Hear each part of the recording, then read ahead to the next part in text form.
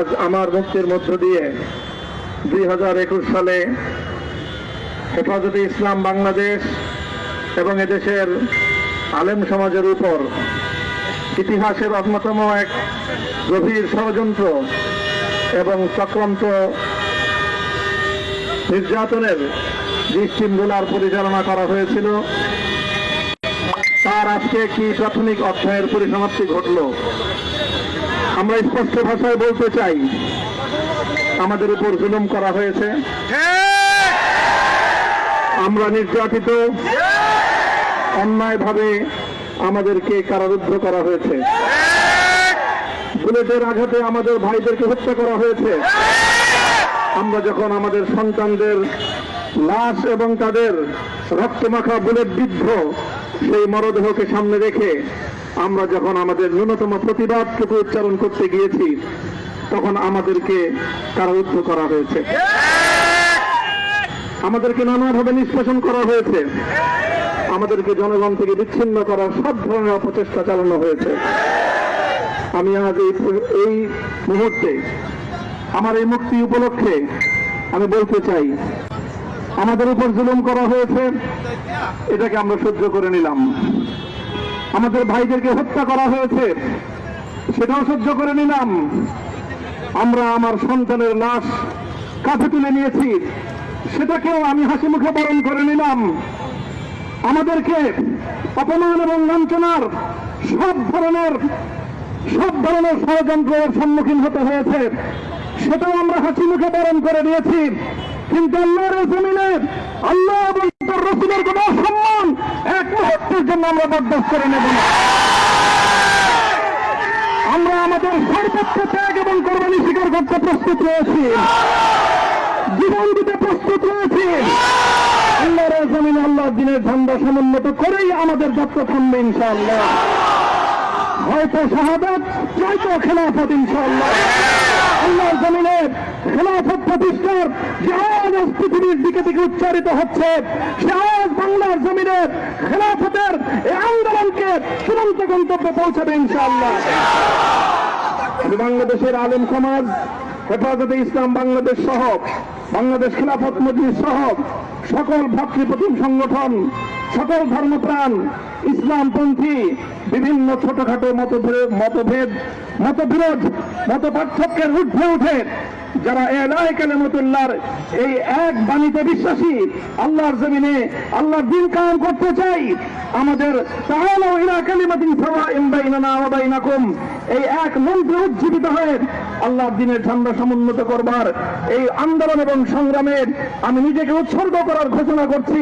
এবং আমার সকল ভাইদেরকে, আমি সকল উলামায়ে কেরামকে এবং ধর্মপ্রাণ মুসলমানদেরকে, ইসলামী নেতৃত্বকে ঐক্যবদ্ধভাবে এই সংগ্রামের ঝান্ডা সমুন্নত করবার, ধারণ করবার আহ্বান জানাচ্ছি। এবং আপনাদের সকলকে আবার শুকরিয়া জ্ঞাপন করছি যে আজকে আপনারা এভাবে আমাকে উৎসাহিত করেছেন, উজ্জীবিত করেছেন। আল্লাহ পাক আপনাদের সকলকে উত্তম বিনিময় দান করেন। প্রিয় ভাইয়েরা,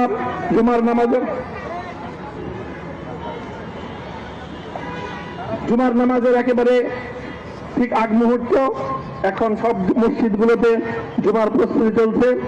আমরা এখন এখানে খুব সংক্ষিপ্ত দোয়ার মাধ্যমে আমাদের আজকের এই প্রোগ্রামের সমাপ্তি ঘোষণা করব। এরপরে ইনশাআল্লাহ প্রত্যেকে সুশৃঙ্খলভাবে যার যার জায়গা মতো বা আশেপাশে মসজিদগুলোতে গিয়ে আপনারা জুমার নামাজ আদায় করবেন।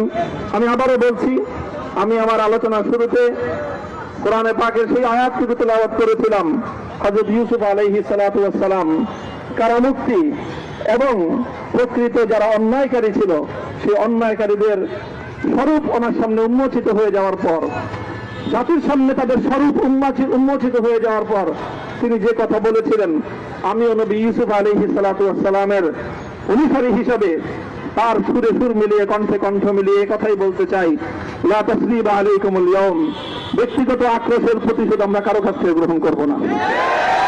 সকলকে আহ্বান জানাই, মাদ্রাসা, স্কুল, কলেজ, ভার্সিটি কোন শিক্ষা ব্যবস্থার ছাত্রদের মধ্যে বিভেদ করার নীতিতে মামুনুল হক বিশ্বাস করে না। আসো, স্কুলের ছাত্র আসো, আমার মাদ্রাসার ছাত্র পাশে দাঁড়াও, কলেজ থেকে আসো, ভার্সিটি থেকে আসো, তোমরা হাতে হাত মিলাও, ইনশাআল্লাহ দেশের স্বাধীনতা অক্ষুণ্ণ থাকবে। এদেশের ইসলাম এবং হাজার বছরের যে সাধনা সংগ্রাম, সেই সংগ্রাম বিজয়ী হবে ইনশাআল্লাহ। এই জনপদ ইসলাম এবং মুসলমানদের জন্য হাজার বছর ধরে এখানে কালেমার ঝান্ডা সমুন্নত করবার জন্য আমাদের পূর্বপুরুষরা যে সংগ্রাম করে গেছেন, সেই সংগ্রামকেই আমাদের কাঙ্ক্ষিত গন্তব্যে পৌঁছানোর জন্যই আমরণ এক সাধনায় আত্মনিয়োগ করতে হবে। সেই আহ্বান আমি সকলের প্রতি ব্যক্ত করছি। ও আখিরু দাওয়ানা আলহামদুলিল্লাহি রাব্বিল আলামিন। اللهم صل على محمد وعلى آل محمد كما صليت على إبراهيم وعلى آل إبراهيم إنك حميد مجيد. ربنا ظلمنا أنفسنا وإن لم تغفر لنا وترحمنا لنكونن من الخاسرين. ربنا آتنا في الدنيا حسنة وفي الآخرة حسنة وقنا عذاب النار. اللهم أحسن عاقبتنا في الأمور كلها وأجرنا من خزي الدنيا وعذاب الآخرة. اللهم آمين. يا الله إخلاصের সাথে শুধুমাত্র আপনার সন্তুষ্টির উদ্দেশ্যে আপনার দ্বীনের ঝান্ডা সমুন্নত করবার জন্য আল্লাহ আমাদের বুকে আপনি সাহস দিন।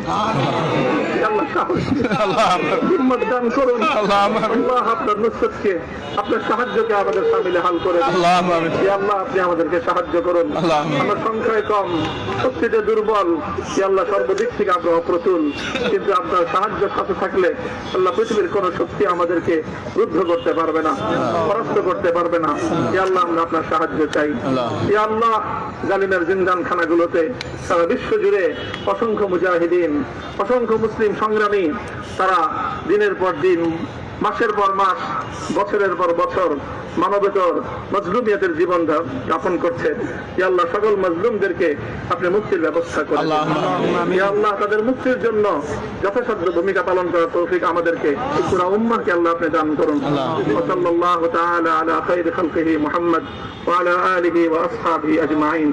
ইয়া আল্লাহ হেফাজতে ইসলামের সংগ্রামে হাটহাজারীর আমার যে ছাত্র, যে সন্তানগুলো শাহাদাত বরণ করেছিল, ব্রাহ্মণবাড়িয়ায় আমাদের যে সকল ভাইয়েরা, সন্তানেরা শাহাদাত বরণ করেছিল, শাপলা চত্বরে আমার যে সকল ভাইদের রক্তে ঢাকার রাজপথ রঞ্জিত হয়েছিল, আল্লাহ এই শাহাদাত গুলোকে তুমি কবুল করো।